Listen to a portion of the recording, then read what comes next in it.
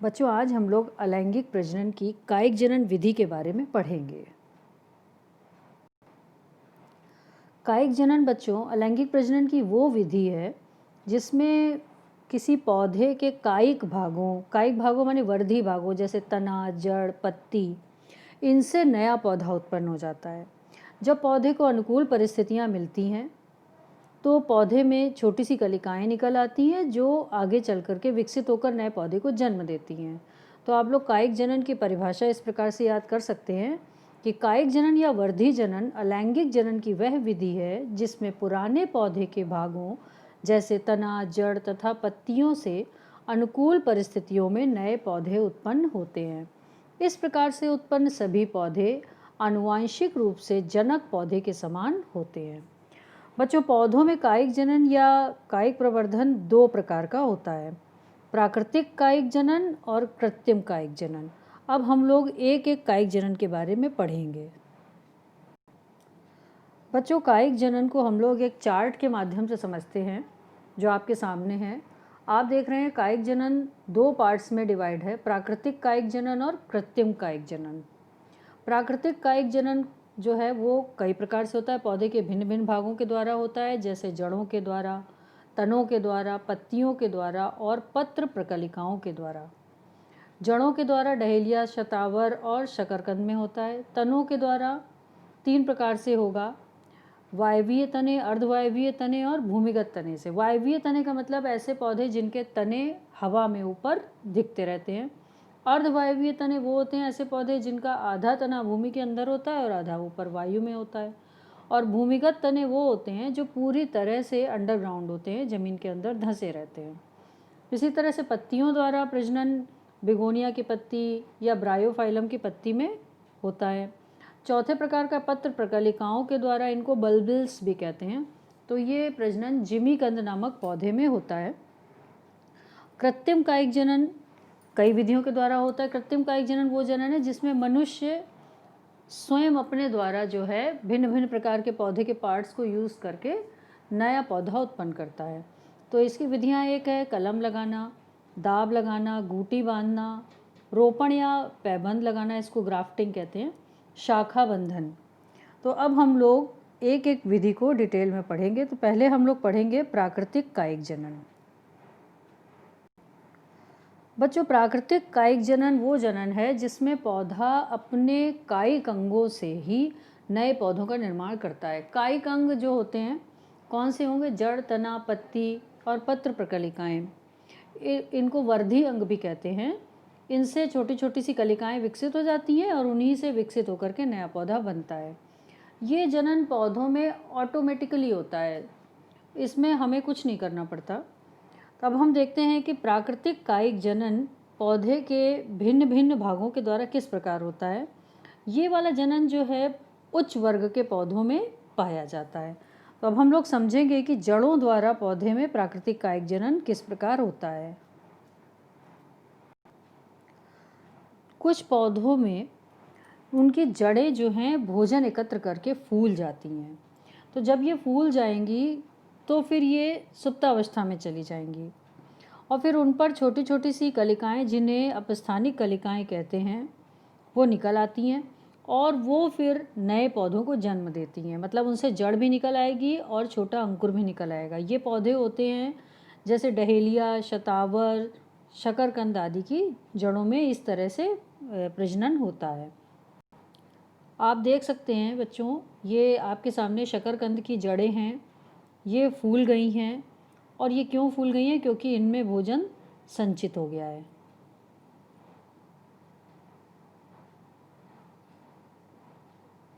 बच्चों, ये डहेलिया की पुलकित जड़ें हैं। आप देख रहे हैं कि ये जड़ें भी फूल गई हैं और इनमें भोजन संचित हो गया है। इस तरह से ये जड़ें अगर मिट्टी के संपर्क में आएंगी तो ये नए पौधे को जन्म देंगी। ये बच्चों शतावर की जड़ें हैं। ये हालांकि कुछ लंबी हैं लेकिन इनमें भी जड़ों द्वारा कायिक जनन होता है। अब हम बच्चों तने के द्वारा कायिक जनन देखते हैं किस प्रकार होता है। विभिन्न प्रकार के भूमिगत तने कायिक जनन में महत्वपूर्ण भूमिका निभाते हैं। ये देखिए, जैसे आपके सामने ये आलू का कंद है। आलू में छोटी छोटी सी निशान होते हैं जिन्हें आँखें कहते हैं। जब ये मिट्टी के संपर्क में आएंगी तो इन पर कलिकाएं निकल आती हैं जो नए पौधे को जन्म देती हैं। ये देखिए बच्चों, इसी प्रकार से ये अदरक का तना है, इसमें भी पत्र प्रकलिकाएं निकल आएंगी और नीचे अपस्थानिक जड़ें निकल आएंगी। मिट्टी के संपर्क में जब भी आएगा तो इसमें तनों के द्वारा नए पौधे को जन्म दिया जाता है।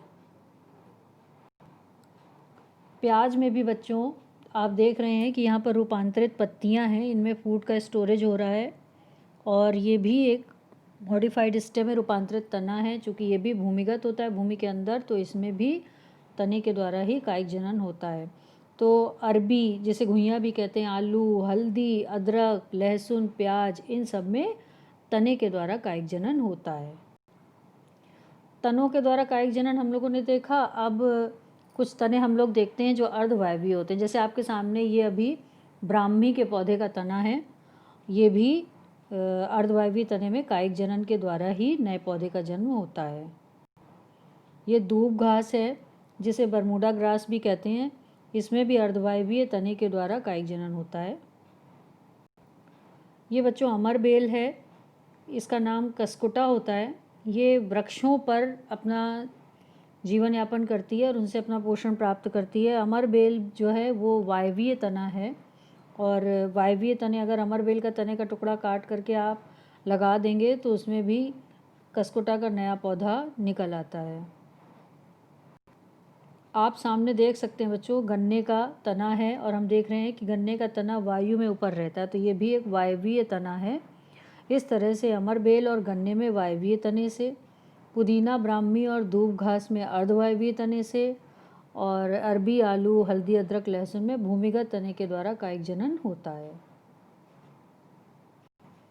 अब हम पत्तियों द्वारा देखते हैं कि किस तरह से पत्तियों से पौधों में प्रजनन होता है।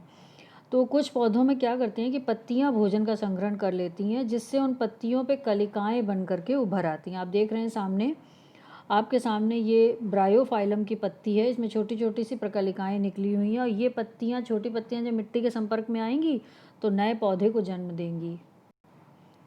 इन पत्तियों के किनारों पर आप देख सकते हैं अपस्थानिक कलिकाएं लगी हुई हैं और इसी के नीचे आप देख रहे होंगे छोटी छोटी सी जड़ें निकली हुई हैं और हर कलिका जो है वो एक नए पौधे को जन्म देती है। तो किस में पाई जाएगी ये? ब्रायोफाइलम, जिसे हिंदी में अजूबा कहते हैं, अजूबा की पत्ती, और बिगोनिया की पत्ती में पत्तियों के द्वारा कायिक जनन होता है। ये बच्चों देख सकते हैं आप, बिगोनिया की पत्तियों में किस तरह से ये छोटी छोटी अपस्थानिक कलिकाएं हैं जो जड़ों को जन्म दे रही हैं और इसी से नया पौधा बन जाता है। अब अगला है बच्चों पत्र प्रकलिकाओं के द्वारा। तो आपके सामने ये जिमीकंद का फल है, इसको सूरन भी कहते हैं और इसको एलिफेंट फुट भी कहते हैं क्योंकि ये थोड़ा सा मोटा होता है फल।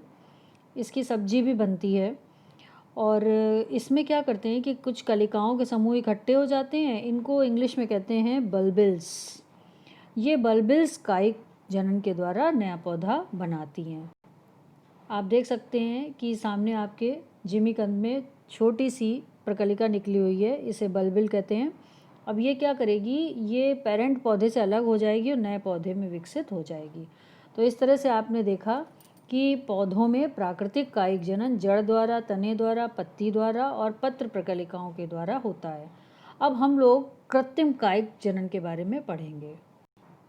बच्चों, कृत्रिम कायिक जनन की पहली विधि है कलम लगाना या कटिंग। तो आपके सामने गन्ने की छोटी छोटी सी कलमें रखी हुई हैं, कटिंग है ये लगभग 20 से 30 सेंटीमीटर कलिका युक्त शाखाएं हम लोग ले लेते हैं, इनको कलम कहते हैं। गन्ने की कलम को भूमि में गाड़ देते हैं। इसी तरह से गुलाब की भी कलम लगती है। तो कलम लगाने में हम लोग गन्ना और गुलाब का उदाहरण ले सकते हैं। देखिए गन्ने की कलम किस तरह से मिट्टी में रोपित की जाती है। हम देख रहे हैं कि इसको लिटा करके मिट्टी में रखा जाता है, इसको कहते हैं गन्ने की पड़ी कलम। आप देख रहे हैं कि नीचे रूट्स निकल आ रही हैं और ऊपर छोटी छोटी सी पत्तियां। इस तरह से गन्ने के द्वारा कलम के द्वारा गन्ने में कायिक जनन होता है। और गुलाब में भी कलम के द्वारा कायिक जनन होता है, लेकिन गुलाब की कलम सीधी लगाई जाती है, तो गन्ने की पड़ी कलम कहलाती है और गुलाब की खड़ी कलम। आपके सामने देखिए गन्ने की कुछ कलमें ली हुई हैं और लगभग 18वें दिन छोटी छोटी सी हम देख रहे हैं पत्तियाँ निकल आई हैं इसमें। इस तरह से कलम लगा करके हम चाहे जितने गन्ने या गुलाब के पौधे लगा सकते हैं। अगली विधि कृत्रिम कायिक प्रवर्धन की है, दाब लगाना या लेयरिंग। इस विधि में क्या किया जाता है, कठोर तने वाले पौधे की शाखा को कुछ भाग को छील देते हैं और उसको छील करके मिट्टी में दबा देते हैं। देखिए आप सामने आपके ये चमेली का पेड़ है, जैस्मिन का, और उसमें शाखा को थोड़ा सा छील करके मिट्टी में दबा दिया गया। कुछ समय के बाद छीले हुए भाग से जड़ें निकल रही हैं। अब क्या करेंगे, इस शाखा को अब अलग कर देंगे, है ना। देखिए लिखा हुआ है this branch is cut later on, और नया पौधा हमें मिल जाएगा। तो इस तरह से हम इस विधि के द्वारा जैसे बेला, चमेली, कनेर, नाशपाती, सेब, नींबू, इन सब में जो है कायिक जनन के द्वारा नए नए पौधे उत्पन्न कर लेते हैं। और हम देख सकते हैं कि हम एक पौधे के बगल में कई पौधे उनकी शाखाओं को दबा करके आराम से लगा सकते हैं। तो इस विधि को कहते हैं दाब लगाना। बच्चों अगली विधि है गूटी बांधना। इसमें क्या होता है कि इसमें अमरूद और संतरे के पौधे को इस विधि के द्वारा हम लोग प्राप्त करते हैं। इसमें क्या करते हैं, पौधे के जो वायु में रहते हुए भाग में ही दाब लगाते हैं, क्योंकि पुराने जो पेड़ होते हैं उनकी मोटी और मजबूत शाखा को नीचे झुकाना मुश्किल होता है। जैसे अभी हम लोगों ने चमेली में देखा कि हमने शाखा को दबा दिया था, लेकिन जो मोटे वृक्ष हैं उनकी शाखा को तो हम लोग नहीं दबा सकते। तो हम क्या करते हैं, उसकी शाखा को छील देते हैं और खाद युक्त मिट्टी लगाकर उस पर टाट लपेट देते हैं। ठीक है, टाट का बोरा आता है, जो देखिए आप चित्र में देख सकते हैं। इस तरह से टाट लपेट करके ऊपर एक हम लोग घड़ा सा लटका देते हैं जिसमें पानी भरा हुआ है, और इस घड़े में छेद कर देते हैं। और इस छेद में देखिए एक ये रस्सी लगा दी गई है। ये रस्सी इस टाट को बराबर पानी दे रही है। तो क्या होगा, कुछ समय के बाद इस पोर्शन में ही जड़ें निकल आएंगी और इसका भाग जो है हम काट देंगे। इस शाखा को गूटी के निचले भाग से यहाँ से काट देंगे और इस शाखा को अलग मिट्टी में लगा देंगे और हमें नया पौधा मिल जाएगा। तो इस तरह से गूटी लगा करके हम लोग प्रजनन करा देते हैं और नए पौधा हमें मिल जाता है। अगली हमारी विधि है बच्चों रोपण या ग्राफ्टिंग। इसको पैबंद लगाना भी कहते हैं। इसमें 3 पार्ट हैं, कशारोपण, स्फान रोपण और मुख्य रूप से जो है कलिका रोपण। तो इन 3 पार्ट को हम लोग एक एक करके पढ़ते हैं। कशारोपण में क्या करते हैं, इसमें एक होता है स्कंद और एक होता है श्यान। अब क्या है, जो घटिया क्वालिटी का पौधा होगा उसका हम लोग स्कंद बना लेंगे। जैसे कि आप देख रहे हैं ये स्कंद बना हुआ है, इसको स्टॉक कहते हैं।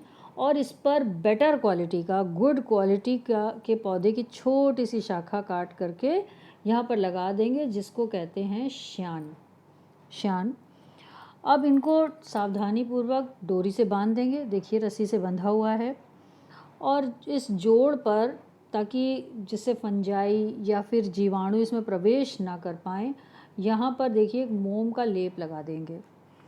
और कुछ दिन के बाद ये दोनों आपस में जुड़ जाएंगे और नए पौधे का निर्माण कर लेंगे। तो यहाँ पर स्टॉक और श्यान, इन दोनों के जुड़ने से अच्छी जाति का पौधा हमें मिल जाएगा। बस आप ये ध्यान रखिएगा कि जो निम्न क्वालिटी का पौधा होगा उसका स्टॉक या स्कंद बनाया जाएगा और गुड क्वालिटी के पौधे का श्यान बनाया जाएगा। ये देखिए बच्चों, इस तरह से हम लोगों ने कशारोपण किया हुआ है इस पौधे में। तो ये हो जाएगा, नीचे वाला हो गया हमारा स्टॉक या स्कंद और ऊपर वाला हो गया हमारा श्यान।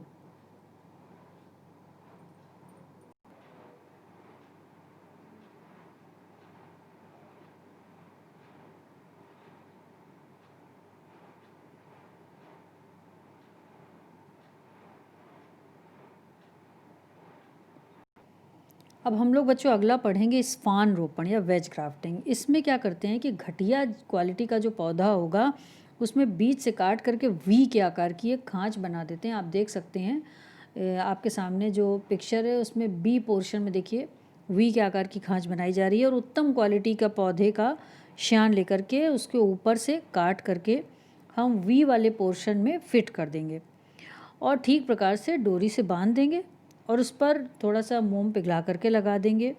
अब क्या करेंगे कि इस तरह से ये यहाँ पर जुड़ जाएगा और जुड़ करके नया पौधा बन जाएगा। तो हम इस तरह से उत्तम प्रजाति के पौधे उत्पन्न कर सकते हैं। अब अगर किसी बड़े वृक्ष की अनेक शाखाओं को स्टॉक के रूप में यूज़ करके एक ही वृक्ष पर अनेक श्यान लगा दिए जाते हैं तो ये विधि कहलाएगी फांट रोपण या क्लेफ्ट ग्राफ्टिंग। है ये स्पान ही रोपण। ये देखिए इस तरीके से फांट रोपण किया गया है। पहले हम लोगों ने एक ही स्कंध में एक ही श्यान लगाया था वी की खांच बना करके। यहाँ पर देखिए एक बड़े से वृक्ष के तने पर हम लोगों ने छोटे छोटे 2 श्यान लगाए हुए हैं। तो नीचे वाला ये स्कंध है और ऊपर वाले 2 श्यान इसमें लगे हुए हैं। हम देख सकते हैं इस चित्र में भी देखिए किस तरह से यहाँ पर स्पान रोपण किया हुआ है। अब बच्चों हमें पढ़ना है कलिका रोपण या बड ग्राफ्टिंग। इसमें क्या करते हैं, साधारण जाति के एक वृक्ष के तने पर छाल की गहराई से काट लगा देते हैं। देखिए यहाँ पर आप सामने देख सकते हैं चित्र में काट लगाई जा रही है। इसमें एक अच्छी जाति के पौधे की कलिका को सावधानी से फंसाकर डोरी से बांध देते हैं। यहाँ पर देखिए ये कलिका लगा करके डोरी से बांध दी गई है। तो इस क्या करेंगे कि अब इस स्थान को पिघली हुई मोम से ढक देते हैं। कुछ समय के बाद ये कलिका एक दूसरे से जुड़ जाती है और जुड़ करके नए पौधे को इस तरह से जन्म दिया जाता है। इस विधि के द्वारा मतलब कलिका रोपण विधि के द्वारा अंगूर, शरीफा, संतरा, गुलाब इन सब में कायिक जनन कराया जाता है। इस क्रिया को या इस विधि को चश्मा चढ़ाना भी कहते हैं। मोस्टली जो रसीले फल होते हैं उनमें इस विधि के द्वारा कायिक जनन कराया जाता है। अगली हमारी विधि है बच्चों शाखा बंधन या इनार्किंग। एक गमले में साधारण जाति का पौधा उगा लें और उसको अच्छी जाति के पौधे के बगल में रख लीजिए और दोनों की शाखाओं को थोड़ा थोड़ा छील दें, छाल हटा दें और एक दूसरे से बांध दें और उसके ऊपर पिघली हुई मोम का लेप लगा दें। कुछ समय के बाद ये आपस में जुड़ जाते हैं। अब गमले के पौधे के शीर्ष को काट दें और कलम की शाखा को भी मदर प्लांट से अलग कर दें। जैसे यहाँ पर आप देख रहे हैं कि ए गमला लिया गया और बी की शाखा को ए गमले के पौधे से जोड़ दिया गया है। अब जब ये इसमें जुड़ जाएगा तो हम ए वाली जगह को कट कर देंगे। यहाँ से हम इसको कट कर देंगे और हमारा जो ये वाली ब्रांच होगी इसमें जो भी फूल फल जो भी लगेंगे वो उसमें इस पौधे के गुण होंगे। इस तरह से शाखा बंधन किया जाता है। आप देख सकते हैं यहाँ पर कटहल के पेड़ में किस तरह से शाखा बंधन किया गया है। अब यहाँ पर उच्च प्रजाति के हम लोग फल प्राप्त कर सकते हैं शाखा बंधन के द्वारा। तो बच्चों इस तरह से हम लोगों ने प्राकृतिक कायिक जनन की और कृत्रिम कायिक जनन की सारी विधियाँ पढ़ ली हैं। आई होप कि आपको ये अच्छे से समझ में आ गई होंगी।